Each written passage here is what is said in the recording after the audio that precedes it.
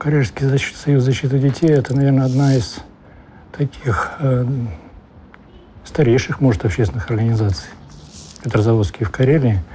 Она появилась в 1994 году, я как раз стоял у истоков. Был один из учредителей этой организации, я работал в то время в здравоохранении, я врач по специальности.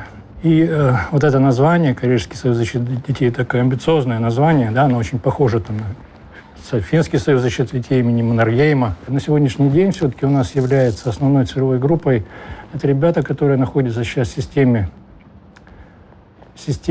я буду называть детских домов, хотя они в последнее время называются центры помощи детям. То есть те ребята, которые находятся на стационарном режиме нахождения в детских домах Республики Карелия.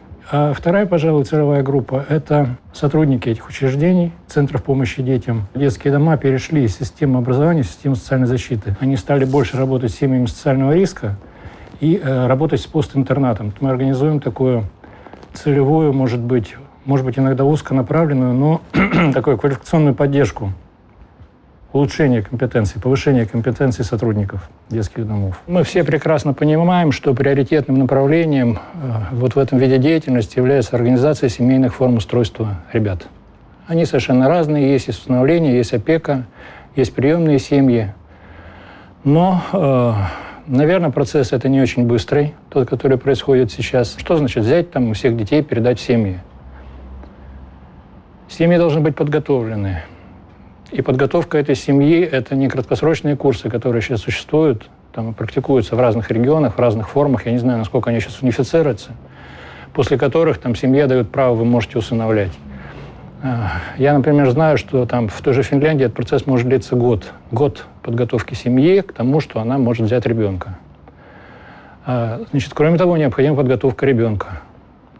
Кроме того, подготовка, и достаточно длительная подготовка самого учреждения этого детского дома или центра помощи детям, потому что там работают люди, эти люди имеют определенные гарантии.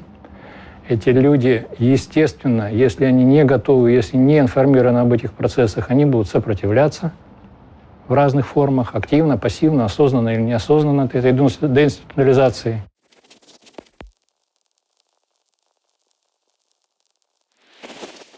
На сегодняшний день еще существует проблема, что семьи берут маленьких из детских, из домов ребенка, да, ребят младшего возраста с хорошим здоровьем. А что делать с подростками?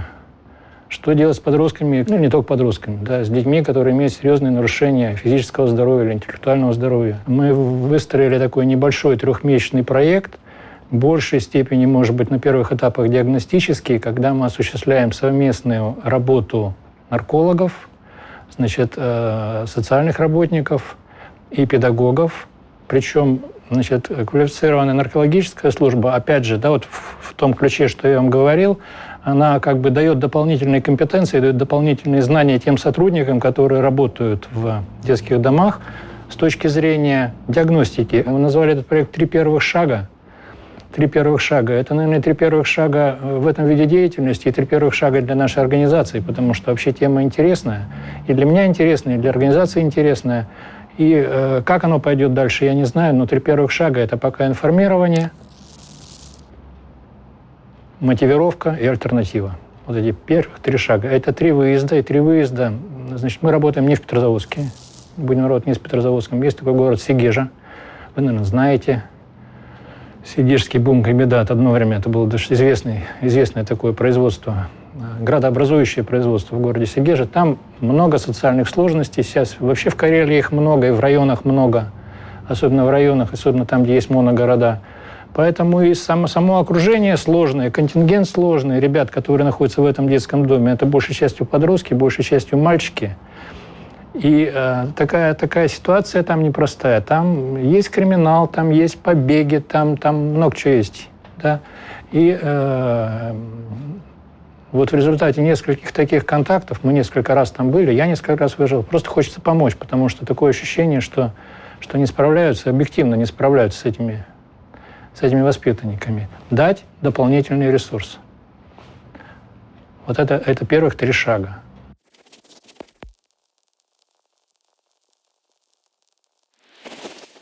Я был одним из ну, таким, может быть, организатором единственного имеющегося шелтера Петрозаводский. Он находится в системе, тоже в системе социальной защиты на базе комплексного учреждения. Потому что домашнее насилие, да, имеет свои особенности, очень яркие особенности, связанные с взаимосвязанностью, с взаимозависимостью, с гендерными аспектами, с историями, с разными семейными историями, с массой вещей, там, с стокгольмскими синдромами и всего остального. То есть это явление, которым надо заниматься профессионально, как отдельным явлением. Поэтому я думаю, что уже давно, наверное, созрела необходимость закона о домашнем насилии. И я лично знаю многих людей по своим консультациям, которым надо бы было иметь охранный ордер. Надо было бы иметь охранный ордер. Но у нас нет этого охранного ордера, и они прячутся там в шелтере, а, значит, насильник там ходит кругами и третирует персонал там звонками, да? Я консультирую жертв. Насильников почти нет. Хотя иногда надо консультировать и их. Достаточно часто, да, для того, чтобы определиться, нужна там терапия или там ограничение. У меня второе образование – это психология. Вот. И я получил образование, была такая программа, российско-американская программа по конфликтологии, по медиации. Я медиатор, сертифицированный медиатор в конфликтных ситуациях, посредник. Иногда я консультирую как психолог, когда я работаю на клиента и пытаюсь помочь клиенту, да. А иногда я консультирую как конфликтолог. Это разные вещи. Это достаточно сложно было дифференцировать, но конфликтолог работает с конфликтом для того, чтобы помочь клиенту. Да? А психолог работает с клиентом для того, чтобы разрешить конфликт. То есть точка приложения немножко разная. И, казалось бы, это такая грань тонкая, но достаточно четкая. Потому что, будучи конфликтологом, вы должны, а тем более посредником, вы должны работать со сторонами, и вы должны соблюдать нейтральность, и вы должны выставлять зеркало клиенту и говорить, а вот там, а как почувствовал себя он, когда ты. Я четко понял в последующем, уже получив квалификацию невролога, уже там, не знаю, имея стажировку какую-то по психиатрии или там, по наркологии, насколько мне не хватает базовых психологических знаний. Дай бог, может быть, сейчас этих пробелов нет в образовании медиков или врачей. Ну, мы все с этим сталкиваемся. Зайдете в поликлинику, да, вот он сидит на вас и не смотрит. Это не важно, он вам будет объяснять, что значит у него там бумаги и все остальное. Вам много интересного расскажут, почему он на вас не смотрит. Но он не смотрит. А меня-то учили так, что врач должен войти в палату. Я вообще врач стационара, и больным должно быть легче.